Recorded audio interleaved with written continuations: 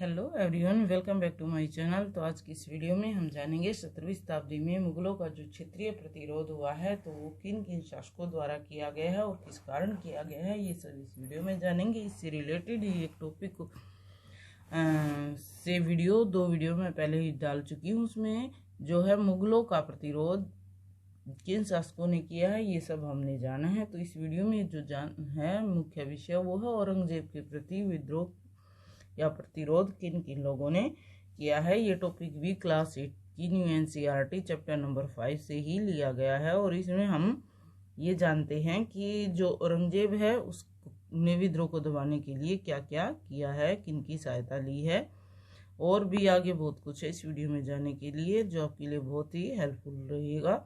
ये जो क्वेश्चन है ये सभी जो क्वेश्चंस हैं मुगलों का प्रतिरोध, क्योंकि मुगल जो ये मध्यकाल में मुगलों का शासन है वो किसी भी पॉइंट एग्जाम के लिए हेल्पफुल हो सकता है। तो स्टार्ट करते हैं आज की वीडियो। जैसे कि फर्स्ट क्वेश्चन मैंने लिखा है, अरबी और तुर्की आक्रमणकारियों को रोकने के लिए भारत में किसने प्रतिरोध किया है।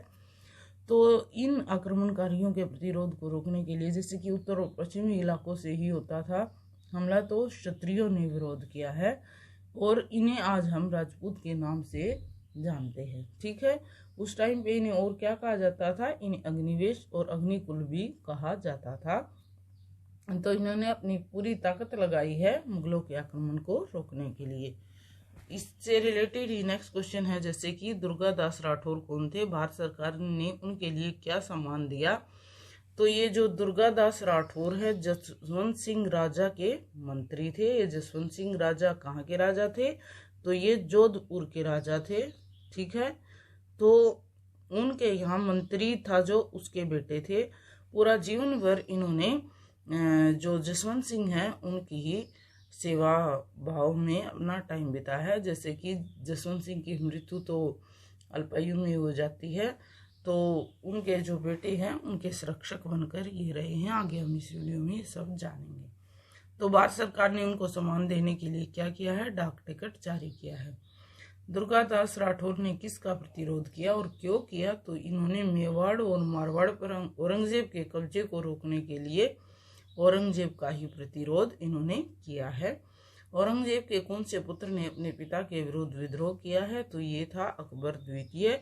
क्योंकि मुगलों में एक ये प्रथा थी कि ये जो है अपने पिता का प्रतिरोध शासन के लिए करते थे। जैसे कि औरंगजेब ने स्वयं अपने पिता का विरोध किया है, तो इसी तरह से अकबर द्वितीय ने भी। तो इस अकबर द्वितीय का जो इस विद्रोह में साथ देने वाला भी कौन है, ये दुर्गादास राठौर ही है, जिसके बारे में हम पढ़ रहे हैं। क्योंकि जब ये औरंगजेब से अलग होता है तो जो राजपूत है वो इसका फायदा उठाना चाहते हैं, लेकिन इस टाइम पे जो दुर्गादास है वो अकबर द्वितीय का साथ देता है और औरंगजेब से लड़ने के लिए तैयार रहता है। औरंगजेब ने किसको सम्मानित किया और क्यों किया, तो यहाँ पे जो है औरंगजेब ने वैसे ये किसी हिंदू का सम्मान नहीं करते थे, लेकिन दुर्गादास को इन्होंने सम्मानित किया है। उसका रीजन ये रहा है कि इसने अकबर जो द्वितीय है उसके बच्चों को इस्लामी ढंग से, इस्लामी रीति से पढ़ाया है। तो इस कारण औरंगजेब ने प्रभावित हो गए इनसे और इनका सम्मान किया है। मुगल शासन में स्थिरता कब आई, यानी कि शासन स्थिर कब नहीं रहा, तो 1707 ईस्वी में जब औरंगजेब की मृत्यु हो जाती है तो उसके बाद मुगल शासन में स्थिरता आ जाती है। इसका रीजन ये रहा है, जो शासक है मुगल शासक वो इससे क्या हो गए, कमजोर थे। ठीक है, इस कारण मुगल शासन में स्थिरता आ गई। ठीक है, दुर्गादास अपने अंत समय तक किसका संरक्षक बनकर रहा है, तो ये राजा जसवंत सिंह के पुत्र अजीत सिंह का संरक्षक बन के रहा है। जयपुर शहर का निर्माण किसने किया, तो ये किया है कछवाहा शासक सवाई राजा जयसिंह ने और इन्होंने अपनी राजधानी बनाई है आमेर। ठीक है, नेक्स्ट क्वेश्चन लेते हैं। भारत के लोगों को खगोल विद्या का ज्ञान देने के लिए राजा जयसिंह ने क्या किया है। ठीक है, किस चीज का निर्माण किया है, तो उन्होंने 5 खगोल वेधशालाएं बनाई, जिन्हें आज हम जंतर मंत्र के नाम से जानते हैं, लेकिन वास्तविक नाम इनका क्या है, यंत्र मंत्र। क्या है, यंत्र मंत्र। तो इस यंत्र मंत्र को क्या कहा जाता है, इसका क्या अर्थ है, ये भी हम जान लेते हैं। तो यंत्र मंत्र है। यंत्र जैसे कि यंत्र का अर्थ होता है वैज्ञानिक उपकरण और मंत्र का अर्थ होता है ज्ञान अथवा परामर्श। ठीक है, ये तो जैसे मैंने भी बताया है। क्या है यंत्र का अर्थ है वैज्ञानिक उपकरण और मंत्र ज्ञान। ठीक है, ये है वैज्ञानिक उपकरण। तो इस तरह से उन्होंने इन 5 खगोल वेधशालाओं का निर्माण करा। जयसिंह ने खगोल वेधशाला कहाँ पे बनाई, तो इससे रिलेटेड क्वेश्चन है। ये इन्होंने दिल्ली, जयपुर, काशी, मथुरा और उज्जैन में बनवाई है। जौहर प्रथा क्या थी और ये किस शासकों में प्रचलित थी, तो उस टाइम पे ये जौहर प्रथा मध्यकाल में बहुत ज़्यादा ही प्रचलित थी।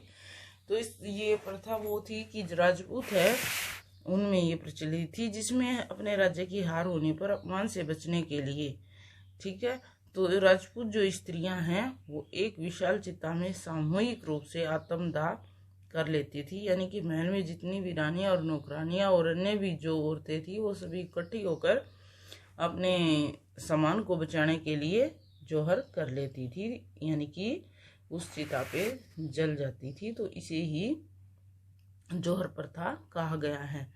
राजपूतों के युद्ध के नियम तुर्की और मुगल शासकों से अलग कैसे थे, तो ये नियम थे, राजपूत जो हैं वो साधारण नागरिकों, वृद्धों, महिलाओं और निहत्थे लोगों पर अत्याचार नहीं करते थे, जबकि तुर्क और मुगल उनका बहुत ज्यादा अपमान करते थे। जो राजपूत स्त्रियां हैं, जैसे कि एक क्वेश्चन हमने किया है, जौहर प्रथा क्या थी, किससे प्रचलित थी, यहाँ उन्होंने अपने सम्मान के लिए आत्मदाह किया है। उनमें सम्मान इतना कूट कूट के भरा हुआ था।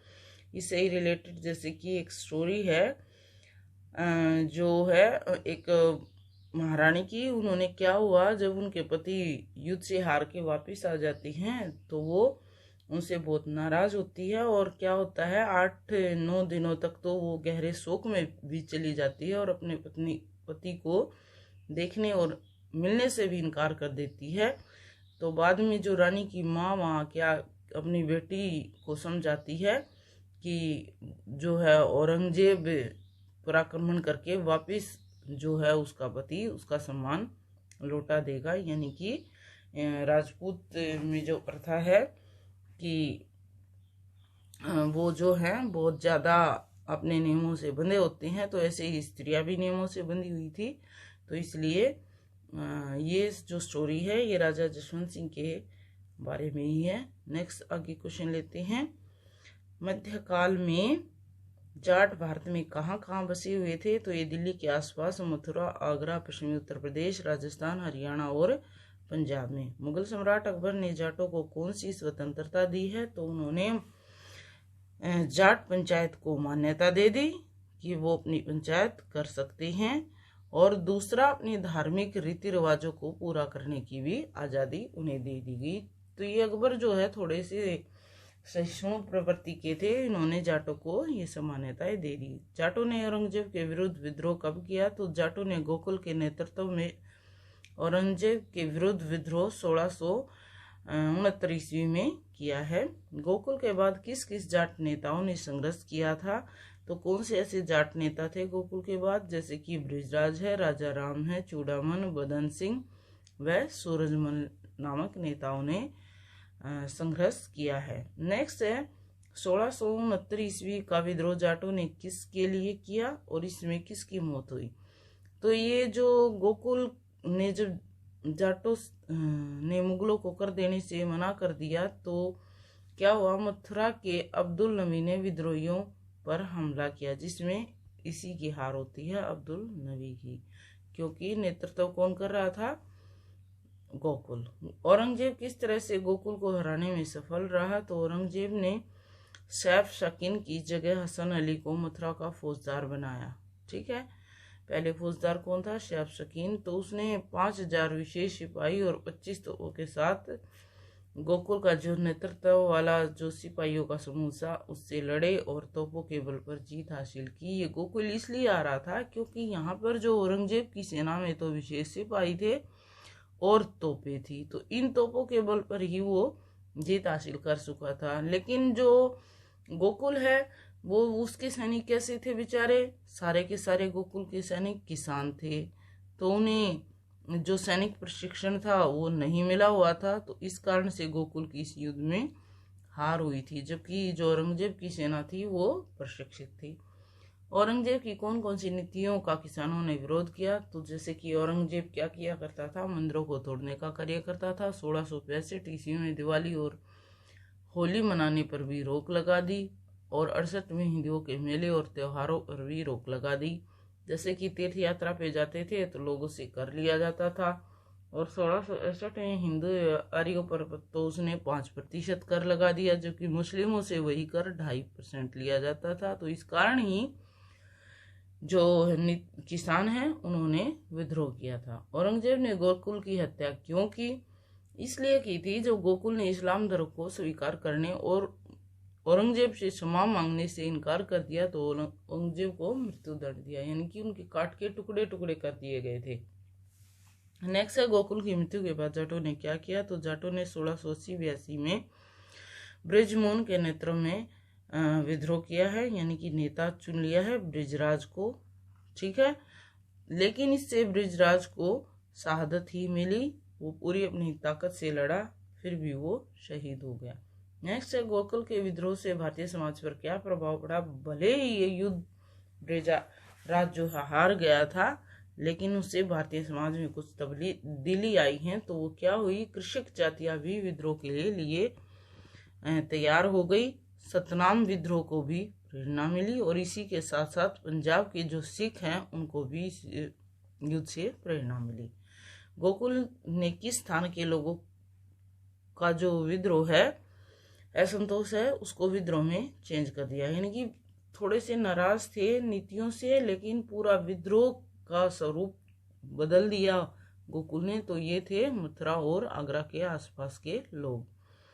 गोकुल को ने किस नाम से जाना जाता था, तो वास्तविक नाम उनका ओला था, ठीक है, लेकिन कभी उन्हें कानड़ देव के नाम से भी जाना जाता था।